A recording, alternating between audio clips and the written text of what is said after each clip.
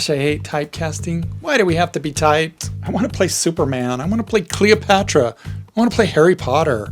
But I'll never get to play any of those roles. Why? Because it's not my type. In this video, we're going to talk about finding your type as an actor, why it's important, how to do it, and then how to break out of those types once you've established them. Join me after the bump.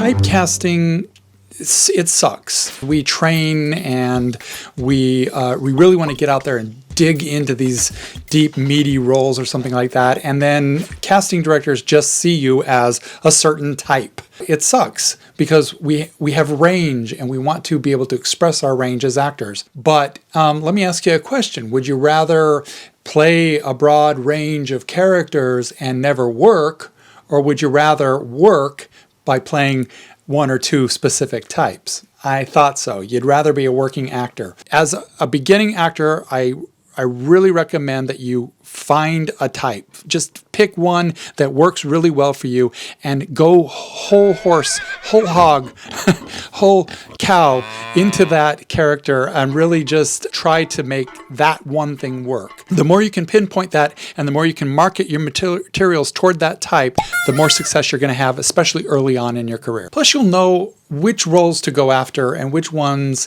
you're not likely to get cast as. So what is a type? There's hundreds of stock characters that are regularly used in television and theater and film and commercials. I have a list of about 350 different types of characters that you can find down in the description on YouTube of this video. So that'll help you go through and look at some of the different types that are available out there. But we all know some of the basic ones. There's the leading man, there's the ingenue, there's the hot blonde girl, there's the boy next door, there's the hardened criminal, the comic sidekick, the determined lawyer, the corrupt cop. These are the kinds of things that you're looking for. And you want to find out which roles fit you. Fit you as a person, fit what you look like, fit what other people think of you, and then start to capitalize on those types so that you can get into those roles a lot faster. Your type, your overall type, is going to be based on several factors. It's going to be based on your age, it's going to be based on your ethnicity, your personality, your voice and your vocal quality and how you speak. So you want to determine things like that. You want to determine your age range. Most people say that you should pick an age range that is within 5 years of your actual age. So within 5 years, you're somewhere in there.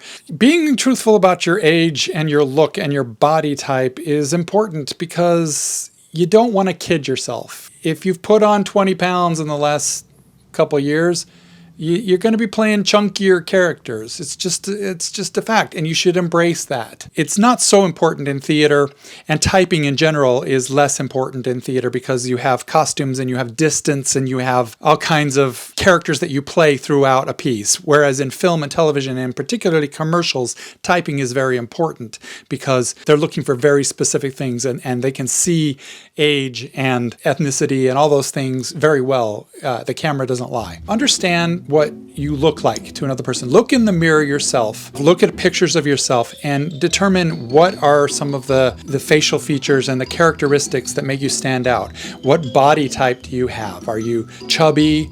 Are you thick and stocky? Do you look menacing? Do you have a beard? Do you have a receding hairline? Are you bald? I have bags under my eyes, and for years I wanted to get rid of these bags under my eyes, but now I kind of just embrace them. They can make me look tired. They can make me look older.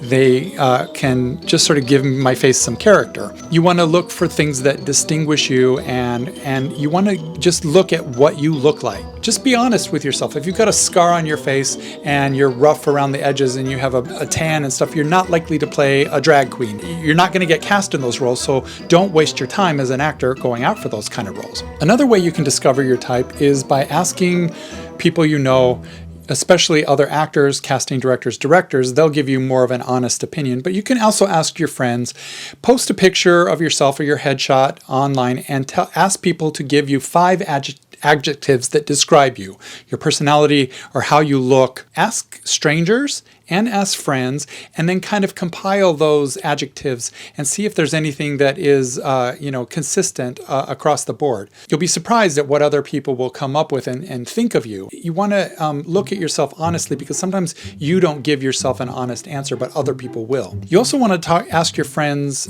who have seen you perform in certain roles what kind of roles you are good at and what kind of roles they see you as. That's very telling. Sometimes people will mistake your personality with the type of roles that you play.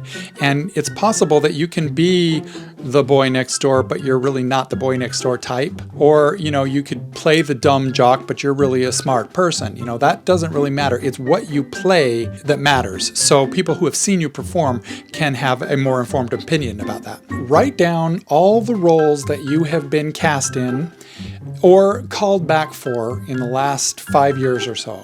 Write down descriptions of the types of characters that you play and see if there's a common thread.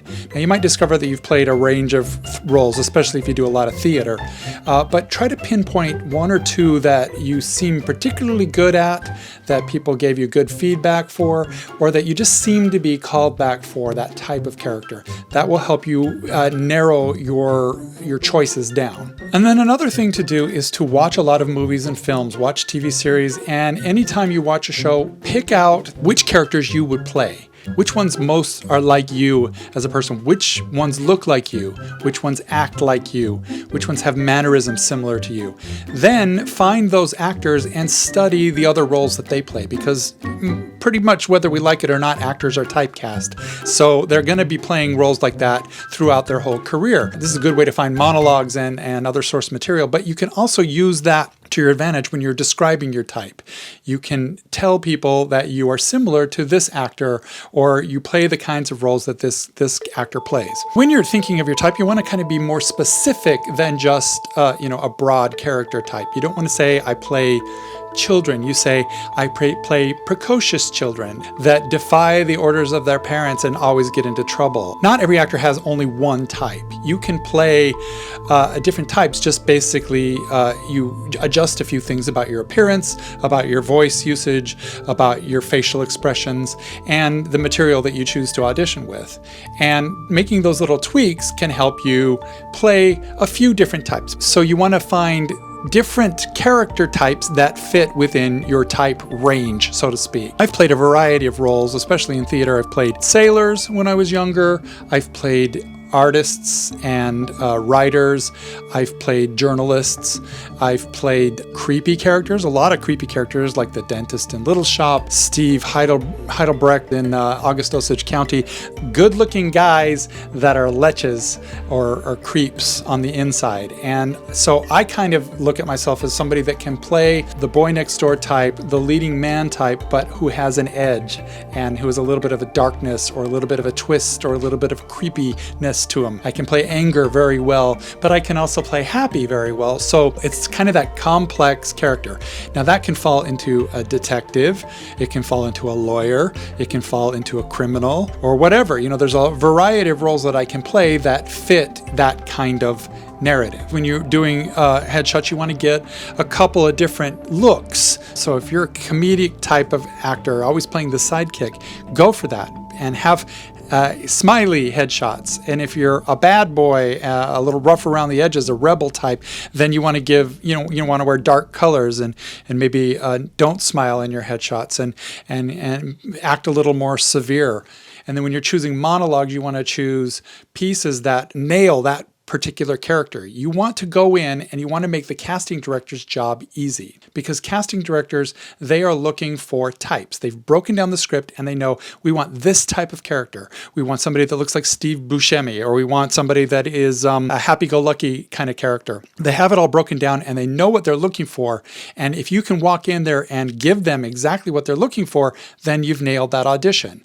You've also cemented your type, and then you will start getting called in for those roles over and over and over again. So that brings us to another question. Once you have established yourself as an actor and you're working, how do you break out of type? How do you get past typecasting? Well, it's basically a tough nut to be in, especially if you're on a TV series and you get pigeonholed into one particular type of character or one character in particular. People only see you as that character, and sometimes it takes distancing yourself from the game for a while before you can come back and reinvent yourself. But then you'll start to see, as an actor, most actors play multiple different roles, and a lot of roles in today's cinema, television, and theater are the characters are more complex. They go on to get developed and they change over time. So if you start off playing one type of character and you continue on, you might get to explore other facets of that character and show casting directors and audiences that you can play different types as well. If you're really good at doing one type, it's going to be hard to break out of it. And if you're good at kind of having a variety, a range in there, then you'll find more opportunities to break out of that typecasting. As you age, your type will change.